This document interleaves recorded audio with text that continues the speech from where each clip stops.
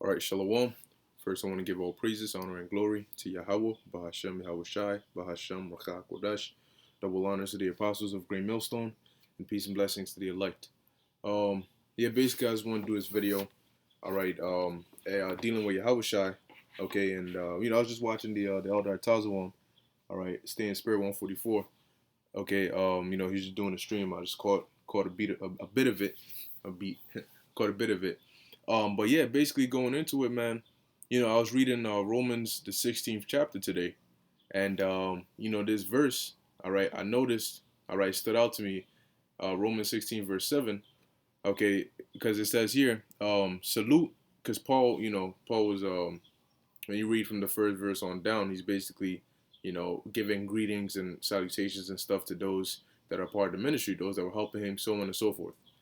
But verse 7, it says here, salute Andronicus and Junia, my kinsmen, and my fellow prisoners, who are of note among the apostles, they were of good standing, who also were in Hamashiach before me. Okay?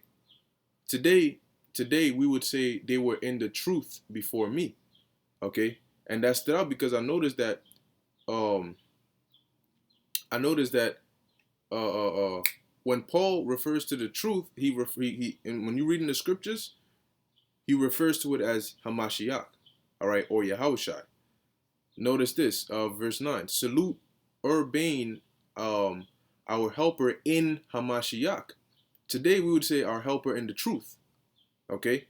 So what you're seeing here, look, I'm one more verse. And Stachys, my beloved, salute Apelles, approved in Hamashiach.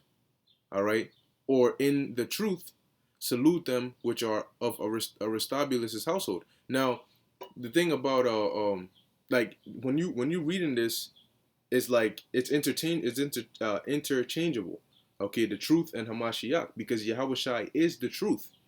All right, the Pharisees, the scribes, they had the writings, they had the law.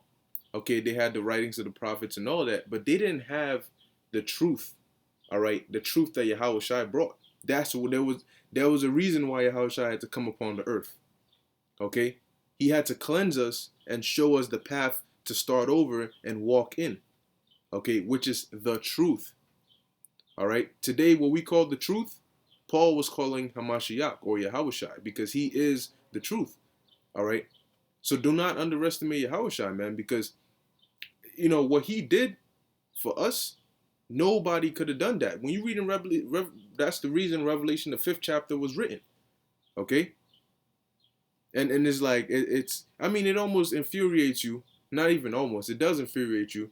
When you hear certain things like that. But it's like, bro, like, do you understand the magnitude of what Yahawashi did for us? And ultimately, if for those who don't believe on Yahawashi, those who lose the faith, whatever the case may be, ultimately it's it's the Most High who wills it. But we got to remember that, look, Yahawashi plays a very, very, very key important role in this ministry. He started the ministry. He is, as the scriptures say, the author and finisher of our faith. He's the one making intercession on our behalf. Okay, he's the one who the mediator. All right, hey, as a matter of fact, he's the one who adopted us back to Yahweh. So the fact that you have a Hebrew name, or that you're an Israelite, that's because of Yahawashi. Because had the Lord not sent Yahawashi to come be that sacrifice, guess what? We would not be reconciled back to the Father. Okay, it was through Yahawashi. And the elder mentioned, he said, look, you can't defeat a demon on your own. All right, it's through Yahawashi that we have this power, man. When the disciples came to him, he said, Lord, the demons and the spirits are subject unto us through thy name. You understand what that means? All right, you don't just up and just I don't. So if Yahawashi doesn't exist, he's not there, then what, you think you just go straight to the Most High? That's not how it works, man. There's order in everything. Moving on, next precept. Right. This is Luke 24, and I'll start at 25. It says, now this was after he had risen from the dead, but he hadn't revealed himself to the disciples yet. Okay, so it says, then he said unto them, "O fools," because he was talking with a few of them, all right, but he made it so they couldn't recognize that it was him. And he was asking them what's going on, and they're saying, "Oh, well, there's this man Yahawashi, a great prophet. He's supposed to rise on the third day, but there's rumors going about this and that." And then it says here, then he said unto them, "O fools and slow of heart, to believe all that the prophets have spoken." All right, he basically rebuked their ass. Okay, ought not Hamashiach or Yahawashi to have suffered these things and to enter into his glory? At the it says, and beginning at Moses and all the he didn't say some of the prophets, and beginning at Moses and all the prophets, he expounded unto them in all the scriptures the things concerning himself. He broke down the scriptures, man, because he brought the doctrine. He brought the truth. He taught it. He taught it to his disciples. His disciples learned it. They continued it after he left. He taught it to Paul. Paul continued it after he left. Okay? But Yahawashi has always been there, man. The scriptures tell you he was the first spirit created. Yahawashi is the first among many brethren. Okay? He was there watching our backs, Old Testament, New Testament, today, whenever you wanna call it, man. And you gotta really think about it, man. For those who really, say they don't believe in Yahawashi, how you think you're gonna feel in the kingdom? How you think you're gonna feel when he comes back? What are you gonna say? Like, what when you see Yahawashi come back, according to Revelation, the 19th chapter, 2nd Ezra, the 13th chapter, Isaiah, the 63rd chapter, the 66th chapter, all right? Revelation, the 1st chapter, when he comes back in his power and his glory, and you see the elect getting beamed up, getting welcomed by him, getting transformed and changed and all this, and for you is destruction, how are you going to feel? At that moment of realization that, damn, I was bugging the hell out. All right? I was tripping, man. How do you think that makes him feel? How do you think that makes him feel? That's imagine, and this is just an example, but imagine that, like if you have a son, and you've done so much for your son, but something happens, or maybe you end up going to jail, and next thing you know, your son is walking around saying, I don't even believe that I have a father. That's not my father. You say, yo, what happened to your father? I don't have a dad. And after everything you've done for him, how do you think you're gonna feel? How do you think Yahawashi feels hearing that, man? Hey, at this point, look, Yahawashi are past feeling hurt, feeling that feeling of like, damn, now it's more anger. Now everything is just adding to the list of anger. All right, the wrath. Because when you read in the scriptures, there's times when the Lord is basically trying to plead with Israel, man. Look, what did I do? Let's talk. Let's, sending the prophets and all that. Now, he's not sending the prophets as a means of, for the elect he is, but for everybody else, it's not a means of necessarily trying to get you back. It's to warn you this is what's about to happen. The Most High is done with all the sweet stuff. Okay? And really, if you don't believe in Yahawashi, then you're against the Most High's will. Because it is the Most High's will. He set up Yahawashi to be in the position he's in. Okay? So you can't believe on the Most High but not believe in Yahawashi. Then it doesn't work that way. All right? Moving on, next precept. I just got a couple of precepts, Lord willing, the lesson be edifying. Hey, this is something we always got to keep in mind. Never to forget who Yahawashi is and what he's done for us, man. Yes, the Most High is the Most High. He is the top. Everything comes from him. But Yahawashi plays also a very big and important role. He's the second in command. Okay? You want to be as close to Yahawashi as possible, man. You don't want to offend Yahawashi. No. You don't want to do that. All right, this is John 14, verse 6. Yahawashi saith unto him, I am the way, look at that. I didn't even, it's been a while since I read this precept, so I didn't even peep this part. I am the way, the truth, and the life. See? So when Paul, that's a spirit, man. In Romans 16 and 7, when Paul says they were in Hamashiach before me, It means they were in the truth before him. So you can't be in the truth and not believe in Yahawashi, because he is the truth. You go around, oh, I'm in the truth. Oh, I know I'm an Israelite. No. You're in the truth if you believe wholeheartedly in Yahweh Ba'Shem Yahushai. But you need to believe. You can't believe the truth. You can't believe the doctrine if you don't believe Yahushai. He is the doctrine. He is the truth. It's about him. Okay? The reason we're gonna get what he's gonna get is because we're not worthy of it. Not anything we've done to gain it. He wants to share it with us, make us joint heirs. Anyway, it says, Yahawashi saith unto him, I am the way, the truth, and the life. No man cometh unto the Father but by me. You see? And the Most High gave him that authority. You can't get to the Most High. Yahweh ain't trying to hear what anybody got to say. All right? But Yahawashi. Okay?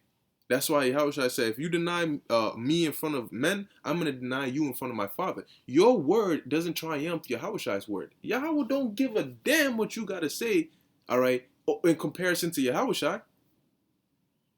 Because if he did, he wouldn't have sent Yahawashi to be the sacrifice. You know, you know the saying that says, if you want something done, do it yourself? That's basically what Yahweh did by sending Yahawashi. He said, look. Yahawashi, go show him how it's done. Go show him what I want. This is what I want. You know, like even when you have a sports team, you're on a sports team. There's always that one dude that the coach likes so much. You know, he's like he's nice with it. So you guys are doing it wrong. They like the coach is like, look, everybody stop. Yo, Kevin, go show him how to do it. And then he tells her, look, watch him. You see how he's doing it. You see his form. You see what he's doing. That's what you're supposed to be doing. Okay. That's Yahawashi. All right. So that's the thing, man. You know what I'm saying? Like he plays a very, very big important role, man. You ain't gonna get to the Most High without Yahawashi, man. Yahweh ain't trying to hear what you gotta say. All right. If the scriptures say we are purified and sanctified by Yahawashi's blood. Yahweh sees Yahawashi in us. That's the reason why he's having mercy on us. Okay. Verse 7. If ye had known me, ye should have known my Father also. Why? Because Yahawashi is really, if you don't believe in Yahawashi, you don't believe in Yahweh. Because Yahweh is in Yahawashi, even down to the name Yahawashi. Okay? If you do not believe in Yahawashi, you don't believe in Yahweh, because Yahawashi is the literal manifestation of Yahweh's will, of his word. All right? Everything Yahawashi does is what Yahweh wants to be done. Okay? So if you don't believe, and I was talking with the elder about this. This was like maybe like a year or two ago. We was having, conversation, engaged in a holy conversation, and we were expounding, going on it about like Yahawashi is literally the word of Yahweh. Like if Yahawashi makes known the intentions of Yahweh. If I come and tell you something, right, my words are gonna make known. My words are gonna let you know how I feel. You see, if I'm yelling at you and I'm cursing you out, you're gonna feel that I'm angry. I'm angry at you based on my words. Okay, what's coming out of my mouth, that's what's gonna make you understand how I feel. Okay, and it's coming from me. So that's the role Yahawashi plays. He's there to literally make you understand what Yahweh feels, his will. Okay, so you understand how important he is. You got people that disrespect Yahawashi way too much, man. Way too much. And it goes beyond even just not believing in him. You got people that, make fun of his name. Oh, he's not real. Oh, it doesn't matter. Like he's just somebody you can just blow past and just go straight to the Father. Are you crazy? You have lost your mind. You have lost your mind. Okay? Verse 7. If ye had known me, ye should have known my Father also. And from henceforth ye know him and have seen him. All right? And it's funny because here it is. You're going to say, oh, I don't believe in Yahawashi, but I believe in Yahweh. And then Yahweh's going to destroy you for not believing in Yahawashi. How about that? How about that, man? Look, man, you you can't make it without believing in Yahawashi, man. Salakia. Moving on. This is Matthew chapter 17, verse 5. It says, oh, all right, verse 4. Then answered Peter and said unto Yahawashi, Lord, it is good for us to be here. This is when Yahawashi did the transfiguration, all right, to where he made it appear to where he was talking with, I believe it's Moses and, well, it's in the verse here, Moses and Elijah. All right, it says here Elias, but that's just the Greek way. All right, so it says, then answered Peter and said unto Yahawashi, Lord, it is good for us to be here. If thou wilt, let us make thee 3 tabernacles, one for thee, and one for Moses, and one for Elias. And you got to think about it too. Look, the Lord is already he's been already crucified physically and spiritually here and around the world. Esau has already gone and tried to tarnish Yahawashi's image, tell lies about him and all that, make people believe a false thing. The world has already credited somebody else for Yahawashi's work. They credited Jesus Christ for Yahawashi's work. And then you're gonna add to that and say, well, I'm an Israelite, but I don't believe Yahawashi. I don't believe in him. That's what are you trying to do? Add insult to injury? I mean, really, it's for your benefit to believe in Yahawashi. That's how you're gonna get. If you want salvation, you know. And yo, man, I'm telling you, when all hell breaks loose, all this is gonna go out the window, man. All people are gonna, the way the Most High is gonna humble people down, man. You look at them and you think, wait, this was the same person saying all that? How? Look at him. Yo, man. Anyway, continuing, it says, verse 5, while he yet spake, behold, a bright cloud overshadowed them, and behold, a voice out of the cloud. The cloud was a chariot, what today will be known as a UFO. It says, which said, this is my beloved Son, in whom I am well pleased. Hear ye him. So the Most High, all right, in a chariot, spake to Peter and I believe it was John and James or so, all right, when in the presence of Yahawashi, and told him, look, because Peter's saying, oh, let's build a tabernacle for each of you. No. The Lord said, no. This man, Yahawashi, that's my son. That's who I'm well pleased in. All right. Listen to what he has to say. Okay. He's above Moses. He is above Elijah. He's above you. He's above everybody. All right. Except for Yahweh. Verse 6. And when the disciples heard it, they fell on their face and were sore afraid. And Yahawashi came and touched them and said, arise and be not afraid. And really think about this. Think about the character he had. For you to be able to be esteemed this highly and then wash your disciples' feet. Peter said, I'm a sinful man. You know? The disciples, they weren't perfect. They were men. And you have Yahawashi, who came from the heavens, came in the form of a man, all right, through Joseph and Mary having sex. Yes, they had sex. And Mary birthing Yahawashi. And being how big and great he is in the spirit, he was also the most humble and the meekest to wash the disciples' feet. Here it is. I mean, I'm keeping it real. You might have a girl, you love her so much, and you still be hesitant to wash her feet. What? It's a form. It's almost like degrading, you know. That's like something a servant does to their master. Hey, and as a hold on, let me see if I can find that precept, man. And yet, I'm gonna find this precept. Nah. It's a good one. I believe it's in Luke. Oh boy. All right, you know what? Let's go here. Slacky, give me 1 second. I need to find this precept. All right, because man, I read that precept and it hit me different, man. All right, Yahawashi, he was just that man. All right, that's it. End of story. I know it's in the book of Luke.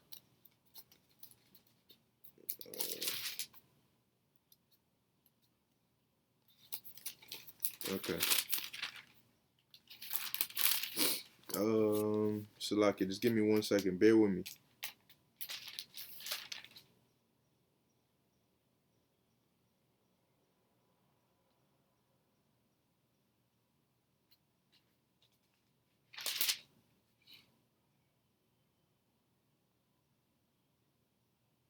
Yep, here it is. Luke chapter 22, verse 25. All right, let's get that. Now listen to what Yahawashi said, man. All right, and it's in relation to what I mentioned about him washing the disciples' feet. This is Luke 22 and 24, right? So it says, and there was also a strife among them, which of them should be accounted the greatest. And he said unto them, and this is Yahawashi who said unto them this. Let me put in red letters so you see it. It says, and he said unto them, kings of the Gentiles exercise lordship over them. All right, the kings exercise lordship over the Gentiles, over their people, anyway. And they that exercise authority upon them are called benefactors. Okay, now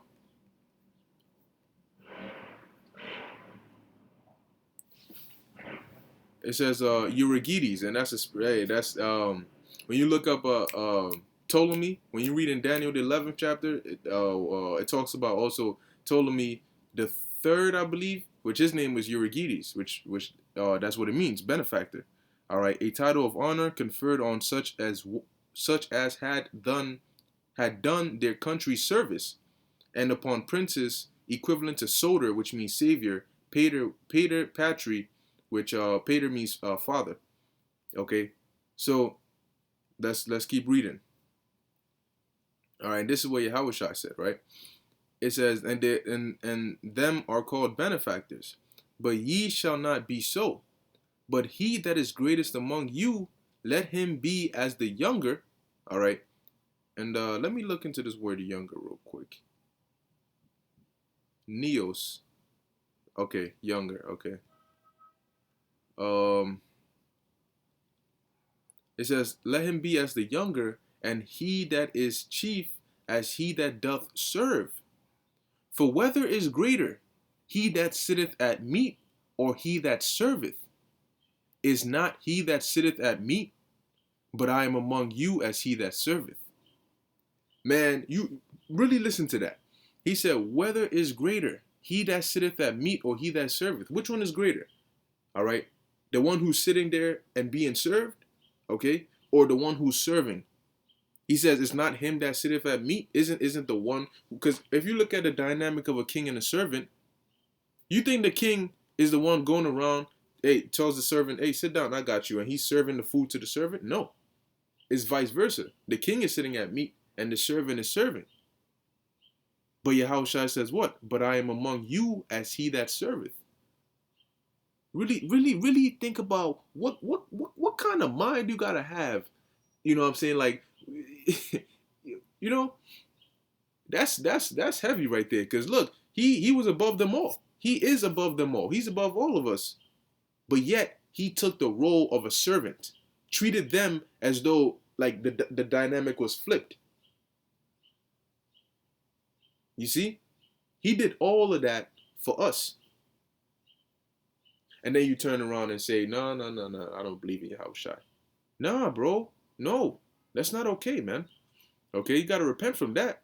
If the Lord ain't, you know what I'm saying, like, hey, whoever's out there, you know what I'm saying, and you know what I mean, you demons are trying to mess with you in your mind, telling you these different things, and you know, Yahawashi, no, don't. That's why I'm doing this lesson, man. Don't let them get into your mind, man. Okay, idleness bringeth about evil thoughts. Okay, you got to balance everything out, man. All right, there's times when, and this quarantine thing, man, it got people just at home. You gotta find something to do. All right, whether you're gonna go to the park, set a schedule for yourself. All right, okay, you do your sit downs, you do your reading, and then you do other things to balance it out, man. Don't just sit there all day and just be there, because demons will come in. Your mind is not moving, it's just there, so they'll come in. Oh shit, all right, it's a free house, you know. Let's go up in there, wreak havoc, you know. Anyway, continue on. So this is 2 Peter chapter 1 verse 16. Now, I just read it. Okay. in the book of Matthew about Yahweh coming and letting the disciples know, look, you worship Yahawashi, all right? And Peter was there, and he wrote about it again in the book of 2 Peter, man. Okay, this is 2 Peter 1:16. Now listen to this. For we have not followed cunningly devised fables when we made known unto you the power and coming of our Lord Yahawashi Hamashiach, but were eyewitnesses of his majesty. They didn't just, oh, we believed it because, it's a fable, we're making it up. They witnessed it. They were with him. They saw him leave. All right? They saw him go up in a chariot. They saw the miracles he performed. They broke bread with him. For he received, so then if you don't believe in Yahawashi, you're saying you don't believe in Peter, you don't believe what Paul said, you don't believe and that's why if you notice, that's why they always go in tandem. You don't believe in Yahawashi, you don't believe in the New Testament. Because you can't say I believe in the New Testament and not believe in Yahawashi because everybody in the New Testament talks about him. Okay? So the second you say I don't believe in Yahawashi, you got to denounce the New Testament, but then you got to denounce the whole book because he's in the whole book. All right? He's in the whole book. Just because you can't find where he's written about in the Old Testament doesn't mean he's not there. So if you don't believe in him, then just throw away the whole book. Forget the truth, and just because he is the truth, so forget the truth. All right. It says, verse 17, for he received from the Most High, the Father, honor and glory, where there came such a voice to him from the excellent glory, this is my beloved Son, in whom I am well pleased. And this voice which came from heaven we heard when we were with him in the holy mount. All right. We have also a more sure word of prophecy, whereunto ye do well that ye take heed, as unto a light that shineth in a dark place until the day dawn. It says, and the day star arise in your hearts. Okay, so you gotta look, man. This is true, man. Here, when you read John the 17th chapter, he prayed for us. Okay, he prayed for us, man. That the Lord will protect us and make us one, even as they are one. Hebrews 12 verse 2. It says, looking, I'll start at 1 actually.